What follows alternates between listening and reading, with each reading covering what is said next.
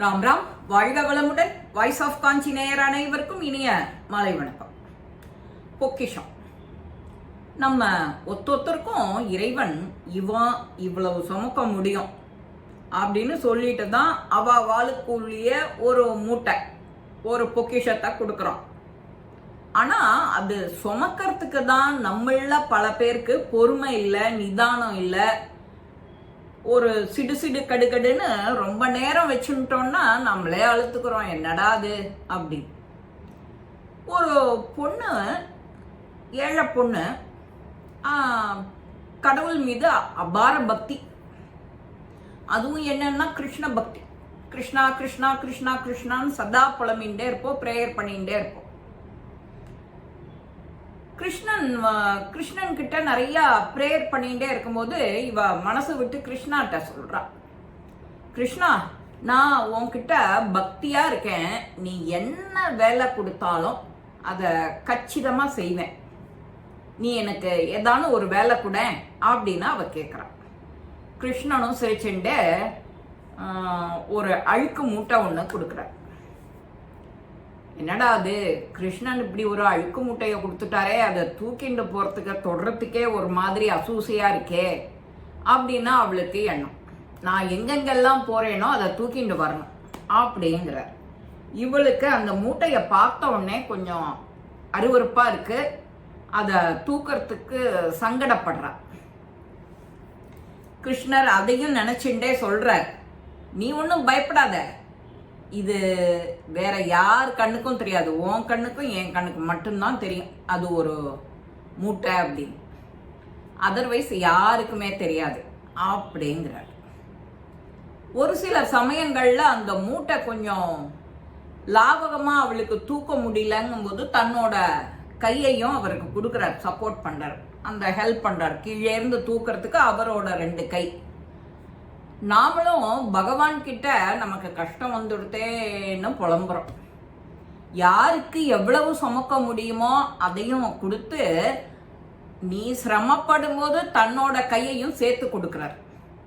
ஆனா நாம என்ன பண்றோம், எனக்கு மட்டும் ஏன் இப்படி கஷ்டத்தை கொடுத்துட்டே இருக்க அப்படின்னு வாயை விட்டு புலம்புறோம். அந்த புலம்பல் இரிட்டேட் ஆகாம இருக்கணும் எல்லாருக்கும், உன்னை சுற்றி இருக்கிறவாளுக்கும். என்ன சதா இவ அழுக, எப்ப பாரு அழுகதானா இவகிட்ட அப்படின்னு நமக்கே எரிச்சல் வரும். சதா புலம்பின்ண்டே இருந்தா ஒருத்தர் நமக்கு எரிச்சல் கோபம் வருமா இல்லையா?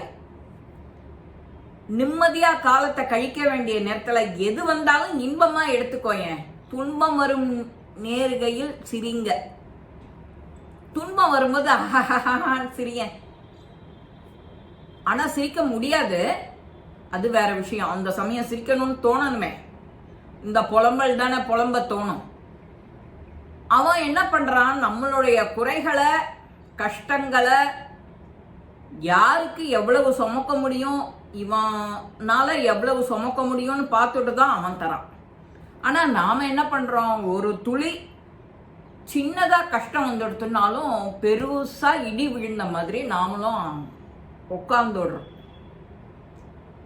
ஆனா நாம நினைக்கிறது தப்பு. பகவான் அவனோட கையையும் உன்னோட கஷ்ட காலத்துல கொடுக்கறான் அப்படின்னு நாம மறந்துடுறோம். அந்த பொண்ணும் அதே மறந்துடுறா. பக்தி, நீ என்ன பக்தி பூர்வமா ஏதானு சொல்லுவாருன்னு பார்த்தா ஒரு அழுக்கு மூட்டையை கொடுத்துட்டு இதை சுமந்துண்டு வா, நான் போற இடமெல்லாம் அப்படிங்கிறாரு அப்படின்னு 2-3 தடவை அழுத்துக்கிறா, ஒரு மாதிரி திட்டவும் திட்டுறா, நச்சரிக்கிறா, அந்த மாதிரி தனக்குள்ளரையே பேசிக்கிறா, கிருஷ்ணனுக்கு வெளியில காதுல விழாம. ஆனா கிருஷ்ணனுக்கு ஒன்றும் தெரியாதா என்ன, இவ மனசுல என்ன மாதிரி நினைச்சுட்டு இருக்கா அப்படின்னு. கிருஷ்ணன் கூடவே இவ போயின்னு இருக்கா. அந்த மூட்டையை இறக்கி வைக்கிறதும் எடுக்கிறதும் ஏத்துறதும் இறக்கிறதும் ஒரு நாள் கூட அவுக்கல. அழுக்கு மூட்டை தானே, அதுல என்ன இருக்கு, பெருசா இருக்கா போறதுன்னு அவன் நினைச்சுட்டா. அவன் நம்மள பக்தி தானே பண்ண போறோம், பக்தியோட ஏதானு சொல்ல போறான், கிருஷ்ணா கிருஷ்ணான்னு சொல்லிட்டு வான்னு சொல்ல போறான்னு பார்த்தா இந்த மூட்டையை சுமந்துட்டு வர சொல்றானேன்னு இவ யோசிக்கிறா. யோசிச்சுட்டே அந்த வேலையையும் செஞ்சு முடிச்சுட்டா. ஒரு நாளைக்கு போறோம், நீ சுமந்தது அந்த மூட்டையை கீழே வெயி அப்படிங்கிறார் கிருஷ்ணர். இவளும் ஏன் நம்ம ஏதாவது தப்பு பண்ணிட்டோமா அப்படின்னு நினைச்சுட்டே அதை தூக்கி கீழே வைக்கிறான். அந்த கீழே வச்ச மூட்டையானது தானே அவிழ்ந்துக்கிறது. அப்போ அவிழ்ந்தா அதுல இருக்கிறத பார்த்தா வைரம், வைடூரியம், தங்க ஆபரணங்கள் அவ்வளவு விலை மதிக்க முடியாத இருக்கு அந்த மூட்டையில.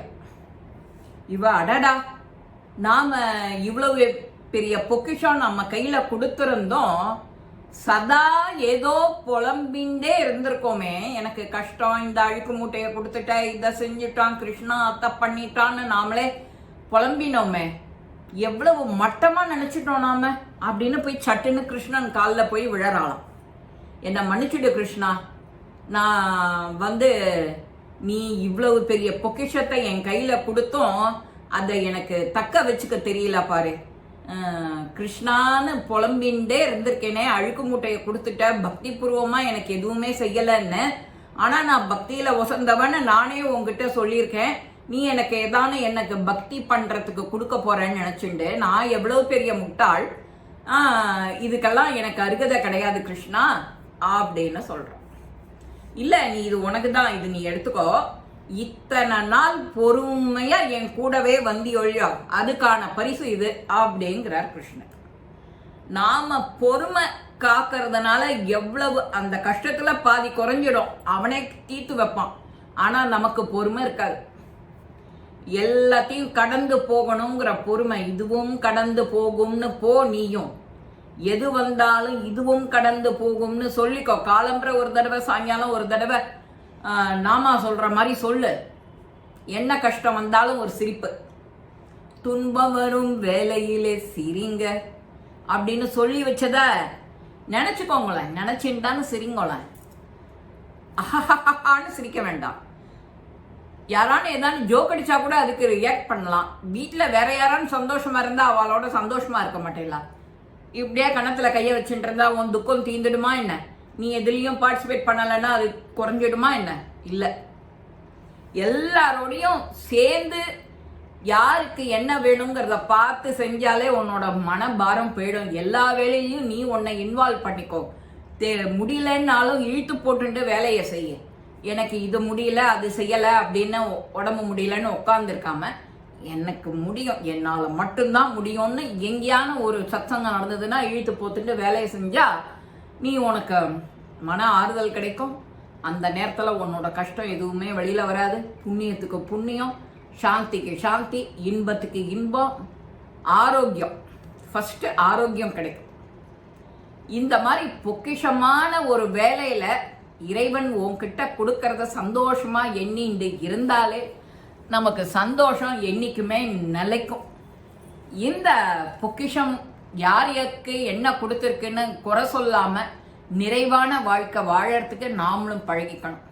கிருஷ்ணா அப்படின்னு நாம சொல்றதை விட கிருஷ்ணன் என்ன கொடுத்துருக்கானோ உனக்கான வேலையை அதை செவ்வனே செய்யணுங்கிறத மனசுல இருத்திக்கணும். இந்த பதிவு உங்க எல்லாருக்குமே பிடிச்சிருக்கும். லைக் பண்ணுங்க, ஷேர் பண்ணுங்க, பெல் பட்டனை கிளிக் பண்ணுங்க, சப்ஸ்கிரைப் பண்ணுங்க, கமெண்ட்ஸ் பாக்ஸ்ல கமெண்ட்ஸ் போடுங்க. ஸ்ரீ மகாபிரிவா திருவடிகளே நல்லதே நடக்கும்.